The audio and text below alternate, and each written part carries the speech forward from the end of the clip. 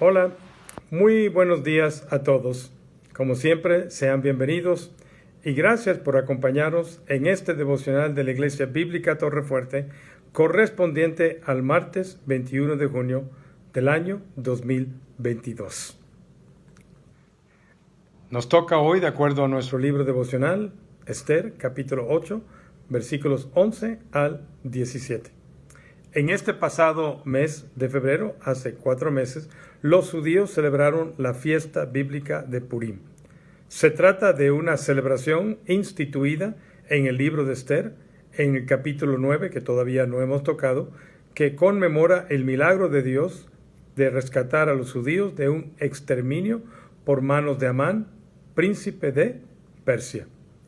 Lo que hizo posible la liberación de los judíos en esta ocasión fue la obra de Dios, obrando su gracia y protección por medio de 2 judíos que ya conocemos, Hadasa, llamada Esther, y Mardoqueo, su pariente cercano, y, increíblemente, un rey pagano llamado el rey Asuero.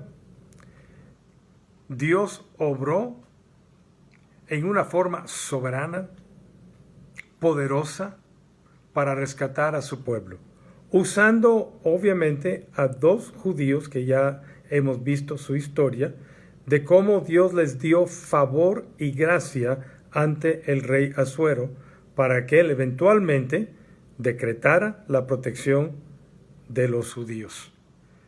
Esther fue nombrada reina en lugar de Vashti, se ganó el corazón, el amor, el cariño de este rey Asuero, de tal manera que cuando ella se presentó en contra del protocolo real del imperio, él le perdonó la vida y la escuchó.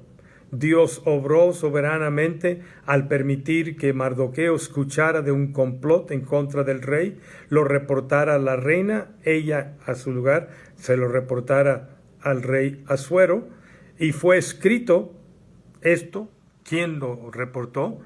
En los libros de la historia, que después se usaría para que el rey reconociera este favor que le hizo Mardoqueo de proteger su vida, y obligó al mismo Amán, que probablemente tuvo que tragar su orgullo, al pasar por las calles hablando de la grandeza de Mardoqueo y su protección del rey. Entonces, ya se habían ganado el favor ahí, y Dios entonces obró no solamente a favor de Mardoqueo y también de la reina Esther, sino obró para que este rey tuviera claridad, pudiera ver, pudiera entender la maldad y la traición de Amán, que estaba podrido su corazón, lleno de venganza, de querer exterminar a los judíos, y reconociera lo que hizo, y en vez de Amán colgar a Mardoqueo, el rey colgó a Amán. Después de haber sido vindicado Mardoqueo y descubierto la maldad de Amán, este fue colgado y su casa entregada a Esther. Dios obra en maneras misteriosas que a veces no vemos y no entendemos, pero puede estar seguro usted que Dios está obrando detrás de las escenas igualmente el día de hoy, nada más que no lo vemos y no lo sabemos, para cumplir sus planes y para cumplir sus promesas de protección a su pueblo.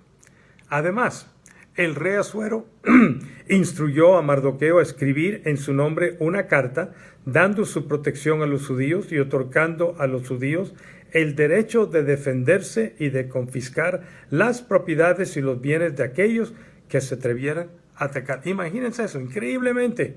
El rey no solamente les dio el permiso de defenderse, sino de hacerse rico, confiscar los bienes de todos aquellos que se levantaran en contra de los judíos en todo el imperio. Este decreto, escrito por Mardoqueo en el nombre del rey y con su permiso, tenía una característica pero muy importante: era irrevocable. Dice Esther 8:8, un edicto que se escribe en nombre del rey y se sella con el anillo del rey no puede ser revocado. Una vez terminado este edicto, escrito por Mardoqueo, fue copiado por los escribas del rey y enviado a los judíos, a los sátrapas, los capitanes, los príncipes de las provincias, que había desde la India hasta Etiopía, un imperio enorme, desde el continente africano hasta el Medio Oriente y hasta la India. 127 provincias en total. O sea, fue una logística impresionante de hacer llegar esta noticia, este decreto. Además, para que fuera claro y sin confusión, se le envió a cada provincia según su escritura o idioma, a cada pueblo conforme a su lengua y a los judíos también conforme a su escritura y lengua. O sea, se escribió en arameo, que era el idioma que se practicaba en aquel entonces entre los judíos, aunque algunos conocían también el hebreo. Para asegurar que todos tuvieran este edicto a tiempo para contrarrestar el edicto previo de Amán en contra de los judíos, en Esdras, en capítulo 3, en nombre del rey y en contra de los judíos, este decreto fue enviado de la manera más rápida para asegurar que llegara lo más rápido posible de la manera en aquellos días a todos los rincones del imperio. Dice el versículo 10, y escribió en nombre del rey Asuero y lo selló con el anillo del rey y envió cartas por medio de correos montados en caballos veloces, procedentes de los repastos reales, caballos de la realeza. El versículo 14 lo repite, dice, los correos pues montados en caballos veloces salieron a toda prisa por la orden del rey. Increíblemente, el contenido de este edicto favorecía a los judíos. Decía lo siguiente, en el versículo 11. El rey daba facultad a los judíos que estaban en todas las ciudades de todo el imperio para que se reuniesen y estuviesen a la defensa de su vida. Daba también permiso a los judíos en todo el imperio de destruir y matar y acabar con toda fuerza armada del pueblo o provincia que viniese contra ellos y aún sus niños y mujeres y apoderarse de sus bienes. Versículo 11. Además de obrar Dios la protección de los judíos, engrandeció específicamente, en gran manera a Mardoqueo. Mardoqueo recibió un reconocimiento público ante el rey, evidenciado por su vestimento de realeza y una corona de oro. Y de ahí en adelante Mardoqueo asumió un puesto de gran importancia en el imperio, en la capital de Susa. Dice el versículo 15, y salió Mardoqueo delante del rey con vestido real de azul y blanco y una gran corona de oro y un manto de lino y púrpura, ropa de realeza y corona de reconocimiento. Valiosa. Aunque para el resultado final del decreto todavía faltaban unos 10 meses, la victoria de los judíos a conseguir este decreto, respaldo del rey y ser enviado tan rápidamente a todos los rincones del imperio parecía asegurada la victoria. Muchas personas, por lo tanto, se aliaron con los judíos para compartir su triunfo y alegría. Dice el versículo 15 y 16, la ciudad de Susa entonces se alegró y regocijó y los judíos tuvieron luz y alegría y gozo y honra. ¿Cómo no? Se habían salvado de la destrucción, del exterminio, y también venían oportunidades de prosperar al posesionarse de las propiedades y bienes de los atacantes. En cada provincia y en cada ciudad donde llegó el mandamiento del rey, los judíos tuvieron alegría y gozo, banquete y día de placer. Celebraron. Como siempre, el ser humano se alinea por conveniencia con aquellos que en ese momento tienen el favor de las autoridades, de los que están en poder, aunque no sean verdaderos simpatizantes o creyentes. Y esto sucedió en esta ocasión, porque dice la última parte del versículo 17, y muchos de entre los pueblos de la tierra se hacían judíos, pretendían ser judíos, porque el temor de los judíos había caído sobre ellos. Era el pueblo favorecido, protegido ahora del rey, y querían pretender ser judíos como ellos, aunque no lo eran. Así sucedió también en la historia de la iglesia al principio y en muchas ocasiones después. A principios del siglo IV, el emperador romano Constantino el Grande detuvo la persecución de los cristianos y dio libertad de culto a todos, incluyendo los cristianos, en el Edicto de Milán en el año 313. Los historiadores presentan a Constantino el Grande como el primer emperador cristiano. aunque fue bautizado cuando ya se encontraba en su lecho de muerte, tras muchos años de discipulado.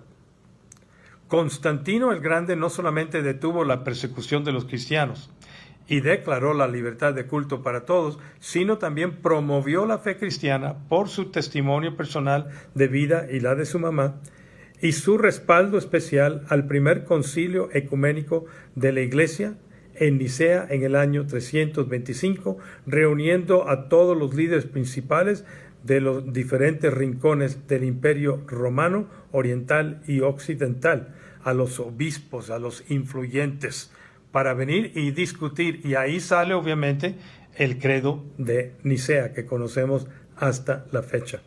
A partir de este momento, muchos se declararon cristianos. Igualmente, algunos por miedo, otros por conveniencia, no por convicción propia, sino por conveniencia personal.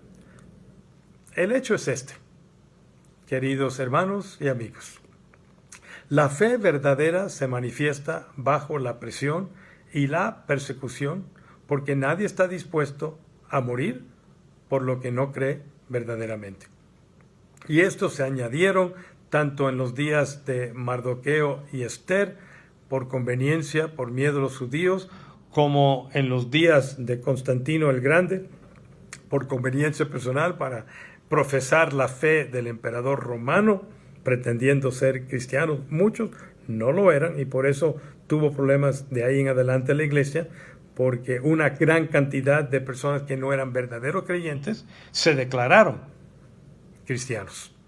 Y entonces hubo problemas ahí, porque los primeros tres siglos, o sea, el siglo I, II, III, había gran persecución. Entonces los que eran verdaderos cristianos profesaban la fe, y aquellos que no creían no estaban dispuestos a ser perseguidos, a sufrir por Cristo o a morir por algo que verdaderamente no creían. No era conveniente, el costo era muy alto. Pero en los tiempos de Constantino, el costo, el precio de ser creyente era favorable. Por lo tanto, se declaraban cristianos. Y todavía hasta la fecha esto sucede. Hoy en día estamos viendo un movimiento progresista creciente en nuestro mundo que es antagónico a las creencias cristianas, las sagradas escrituras, los valores cristianos y las costumbres y prácticas de la fe en Cristo, que hará bien difícil de ahora en adelante, si algo no cambia, de practicar la fe como hemos estado acostumbrados a practicarla, de predicar el Evangelio como hemos estado acostumbrados a predicarlo, de vivir la fe como hemos estado acostumbrados a predicarlo. Por lo tanto, será manifiesta la fe verdadera cuando estas presiones y oposición creciente demanden una postura y decisión clara de cada uno de nosotros en cuanto a dónde están nuestras lealtades, cuando uno se enfrenta a dos cosas que son opuestas, que no pueden ser verdaderas al mismo tiempo. Y entonces tenemos que decir, ¿soy de Cristo o no soy de Cristo? Como Pedro, ¿no? ¿Eres seguidor de Cristo? No, yo nunca conocí a ese hombre, porque temía el precio o las consecuencias. Cuando esto suceda, y yo creo que va a suceder tarde o temprano, y quizás está más cercano de lo que pensamos, cuando esto sucede, ¿estará usted listo para confesar el nombre de Cristo ante los hombres? ¿O se doblará ante la presión o el costo de confesar a Cristo como Señor, haciendo en ese momento lo conveniente personalmente o lo popular culturalmente? ¿Qué hará? Termino hoy con esta declaración del apóstol Pablo ante también de posiblemente la timidez y quizás hasta la falta de valentía de su joven discípulo Timoteo, cuando le dice a Timoteo en su segunda carta a Timoteo capítulo 1 versículo 7, Timoteo, ¿no nos ha dado Dios espíritu de cobardía, sino de poder, de amor y de dominio propio? Seamos valientes como Esther y Mardoqueo. Levantemos nuestra voz a favor de Cristo, aunque esto ponga en riesgo nuestra vida. Oremos. Padre, tal como declaró Pablo, gracias por darnos un espíritu de poder, de amor, de dominio propio. Ayúdanos a ser valientes ante la creciente oposición, ante las presiones crecientes de doblegarnos, a decir que no somos creyentes, que no creemos esto, que no practicamos esto, por miedo a lo que puede pasar, a aceptar creencias y prácticas que no son de acuerdo a las Escrituras, sencillamente porque no queremos que alguien diga algo malo acerca de nosotros o nos sucede algo malo. Ayúdanos a ser valientes como en su tiempo lo fue Esther y Mardoqueo. Te lo pedimos en Cristo Jesús. Amén. Nuestra próxima transmisión virtual será mañana miércoles 22 de junio a las 7:30 de la tarde, 19:30. Sin necesidad de registro también ese servicio se va a transmitir y también lo tenemos en forma presencial. Y recuerden, habrá cuidado de niños de la edad de 5 a 11 años de edad. Los pueden traer con confianza. Seguimos adelante. Nos quedan este miércoles y el próximo con nuestra serie de estudios sobre qué es bíblico y qué es cultural. Gracias por acompañarnos en este breve devocional en esta mañana. Nos vemos mañana en nuestro próximo devocional a las 9 de la mañana. Les esperamos.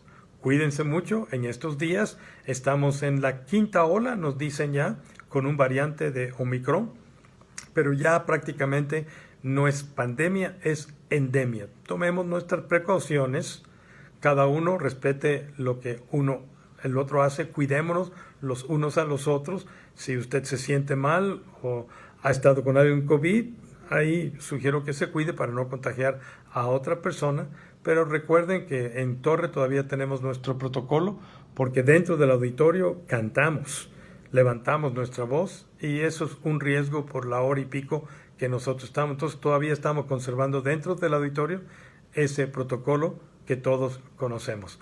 Y también el miércoles, como también el domingo, lo vamos a conservar. Así que los esperamos. Cuídense mucho en estos días. Dios los bendiga ricamente y como siempre, que tengan un muy excelente día. Nos vemos.